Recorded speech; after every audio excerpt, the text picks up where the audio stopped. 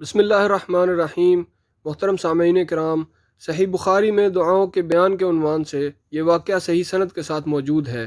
سیدنا علی رضی اللہ تعالیٰ عنہ بیان فرماتے ہیں کہ سیدہ فاطمہ رضی اللہ تعالیٰ عنہ نے چکی پیسنے کی تکلیف کی وجہ سے کہ ان کے مبارک ہاتھ کو صدمہ پہنچتا ہے تو نبی کریم صلی اللہ علیہ وسلم کی خدمت میں ایک خادم مانگنے کے لیے حاضر ہوئیں۔ نبی کریم صلی اللہ علیہ وسلم گھر میں موجود نہیں تھے، اس لیے انہوں نے سیدہ عائشہ رضی اللہ تعالی عنہ سے ذکر کیا۔ جب آپ صلی اللہ علیہ وسلم تشریف لائے تو سیدہ عائشہ رضی اللہ تعالی عنہ نے آپ سے اس کا ذکر کیا۔ سیدنا علی رضی اللہ تعالی عنہ نے بیان کیا کہ پھر نبی کریم صلی اللہ علیہ وسلم ہمارے یہاں تشریف لائے۔ ہم اس وقت تک اپنے بستروں پر لیٹ چکے تھے۔ میں کھڑا ہونے لگا۔ آپ صلی اللہ علیہ وسلم نے فرمایا، کیا میں تم دونوں کو وہ چیز نہ بتاؤں جو تمہارے لیے ایک خادم سے بھی بہتر ہو؟